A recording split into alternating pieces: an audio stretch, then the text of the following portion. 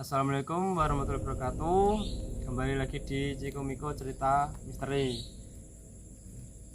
Seminggu 2 minggu kemarin saya nggak bisa buat konten karena saya sakit flu, suara agak nggak enak dan pilek ya, jadi nggak bisa buat konten. Dan pada malam ini saya dapat request dari teman-teman, saya mau pinjam HP dulu. Ini sebenarnya saya berempat, cuman yang 3 di belakang kamera karena cuma pengen tahu ya. Ini saya posisi di Ngelajo, belakang saya itu kolam renang MC Dupak yang pernah saya ceritakan ya. Tempat ini sebenarnya hawanya agak mencengkam dan agak gimana gitu, intinya agak ya itulah. Dan masih lapin, saya mau pinjam HP Vano buat buka Instagram ya sebentar.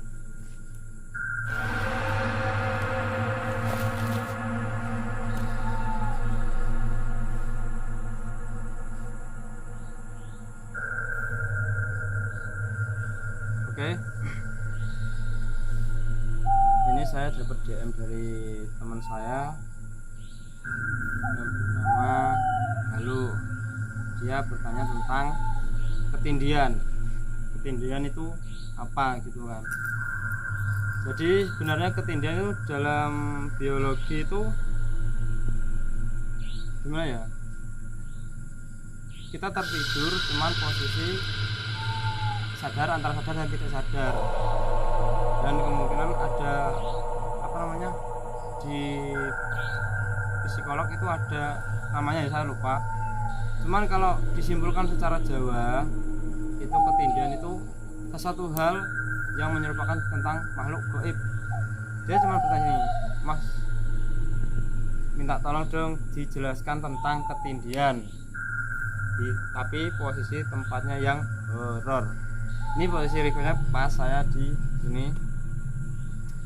Jadi kalau menurut saya memang kebanyakan orang ketindian itu tertidur tapi posisi setengah sadar, dalam arti dia posisi tertidur cuman ada satu hal yang menimpa dia ya, sehingga dia tidak bisa bergerak dan nafas pun sesak.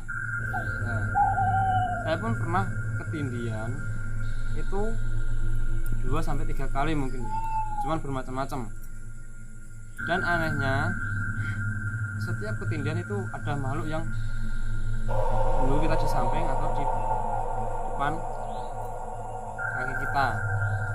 Saya pernah ketindian itu posisi setelah asar,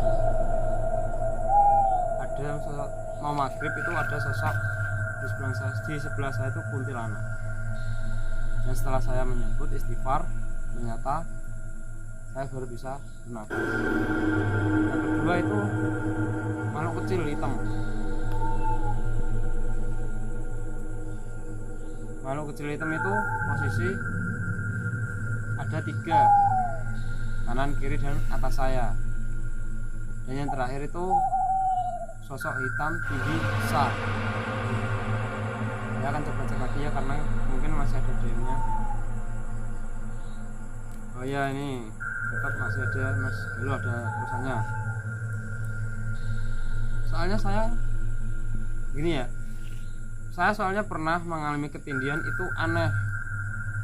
Saat saya tertidur setelah maghrib itu saya tidak bisa terbangun dan posisi saya itu tengkurap. Anehnya lagi, kaki saya keduanya tuh diangkat ke atas. Dan saat saya bisa melihat, mata saya sedikit itu sosoknya itu berbaju merah, tinggi, berambut panjang. Setelah saya istighfar dan sampai ada suara adzan mau isya, itu baru bisa lega dan saya langsung berkeringat. Seperti itu teman-teman. Mungkin kalau ketindian itu ya seram-seram sedikit ya. Oke teman-teman, tahu ketindian pernah? Yes. Gak pernah. Gak pernah dong. Gak pernah kabeh. Berarti tidak semua orang ya bisa ketinggian itu hanya beberapa. Ini di sini suasananya mencekam.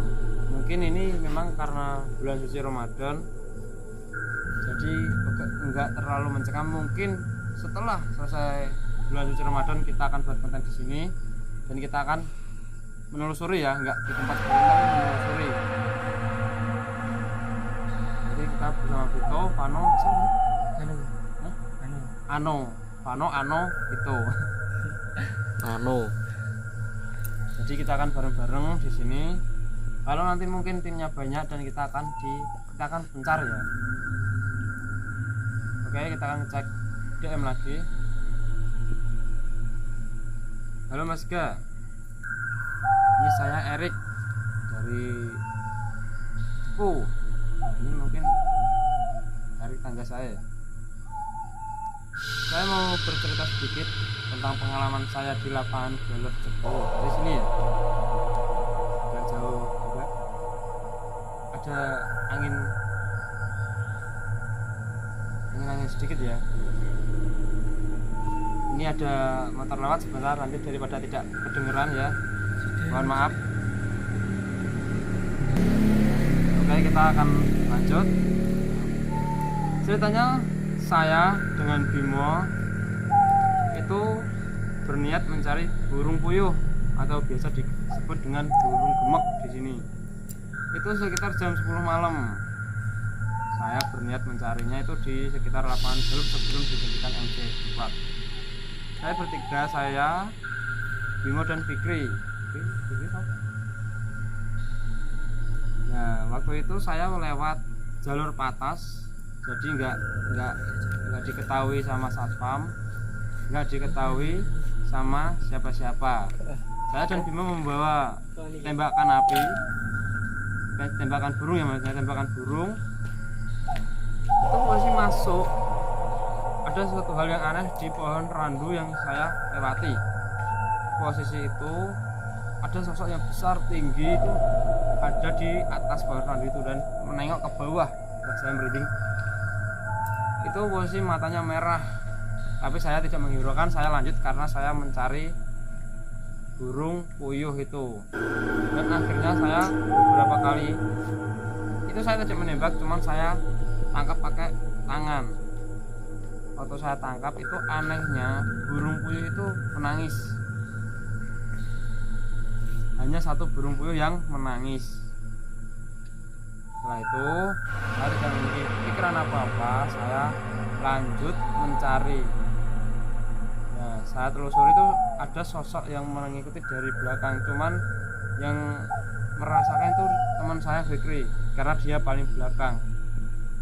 Setiap perjalanan di lapangan golf itu diikuti sosok putih berambut panjang. Ada suara.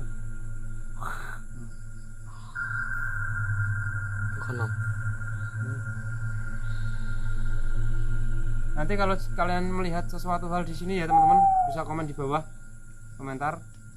Jangan lupa di subscribe, like, komen, di share, dan bunyikan lonceng agar kalian bisa mendapatkan notifikasi dari Cikomiko Cerita Misteri. Kita akan lanjut. Setelah itu saya lanjutkan perjalanan sampai ujung lapangan golf itu. Saya menemukan 9 burung perkutut, dan setelah saya tembak, burung itu tepat sasaran mengenai dada. Tapi anehnya saat saya tembak itu burung itu tidak jatuh, dan saat saya sorot pakai senter itu 9 burung hilang semua. Dan mungkin karena ada yang mengatakan ya secara Jawa itu jangan membunuh burung perkutut, karena burung perkutut itu ada simbolis sendiri ya. Kalau cara Jawa, secara kejawen saya juga kurang paham, cuman kita ya namanya orang Jawa tetap harus menghargai adat istiadat yang kita jalani di kepulauan Jawa ini. Jadi mungkin ada sebab dan akibat saat kita membunuh hewan-hewan yang dijawakan seperti itu ya. Seperti ini Erik yang bercerita kalau kalau burung perkutut itu tidak boleh ditembak sembarangan, dan saat dia mendapatkan 9 burung puyuh itu burung perkutut itu satu ditembak semua hilang dan tidak ada yang jatuh. Caranya seperti itu. Kita akan lanjutkan. Wah ini merinding ya. Anu. Ini suaranya kayak. Dan setelah itu saya bergegas pulang. Saat saya bergegas pulang itu anehnya ada bola yang menggelinding besar. Merinding ya baca ini. Itu gak benar kaget rasanya.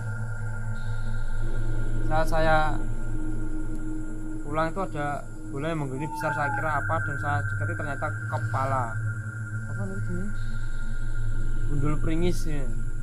Bisa disebut gundul pringis di sini ya. Kalau di tempat kalian apa bisa komen ya. Itu ternyata gundul pringis. Nah, saya bertiga lari, ternyata banyak yang menghadang. Contoh yang di pohon randu itu ternyata turun sosoknya. Saya melihat kuku dan tanya sangat-sangat panjang, dan itu pun matanya merah menghadang. Dan posisi saat menghadang itu ternyata itu sosok genderuwo yang memakai baju hitam seperti jubah, dan ternyata itu menghadang, dan kita berlari-lari sampai nggak menemukan jalan keluar. Karena saya nggak beragama Islam, saya berdua sama aku saya dan teman-teman saya yang beragama Islam, dia membacakan ajuri Al-Quran, tetapi masih saja dikejar. Dan akhirnya kita menemui salah satu sapam yang ada di sana, dan alhamdulillah kata teman saya itu ada cahaya lampu yang menyorot, akhirnya lari ke sana. Dan saya bersyukur sekali bisa pulang, tetapi sampai di rumah saya kaku,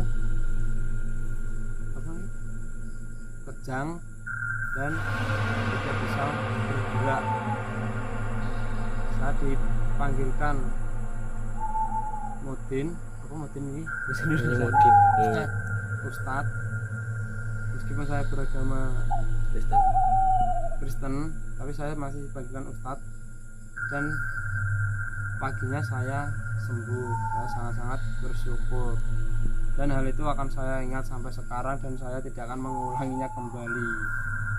Agak mencekam ya teman-teman, karena seperti itu. Jadi untuk kalian disarankan jangan asal menembak ya, karena saya kemarin juga sempat dengar kabar dari teman saya itu dari teman saya rumahnya ngelebur, itu bercerita karena dia menembak di alas mana gitu ya. Itu dia menembak burung merak, tapi anehnya burung merak itu berubah menjadi api. Nah, sampainya di rumah ternyata malah rumahnya kebakaran. Seperti itu. Jadi bagi kalian yang suka berburu untuk selalu berhati-hati ya. Kita tidak tahu itu hewan itu jelmaan atau enggak, jin atau bukan, kita juga harus berhati-hati, karena sesuatu hal yang ada di alam Jawa itu pasti ada pro dan kontranya. Intinya tetap menghargai adat istiadat kita. Oke, mungkin cukup sekian dulu video dari saya ya. Kita akan lanjut besok karena ini sudah malam, ini sekitar jam 11:30 dan persiapan untuk sahur. Jadi cerita malam ini cuma satu cerita ya, 2 cerita tentang ketindian dan ceritanya Mas Erik tadi. Mungkin akan kita lanjut besok kalau ada waktu karena banyak kegiatan. Jadi cukup sekian. Terima kasih yang sudah menonton.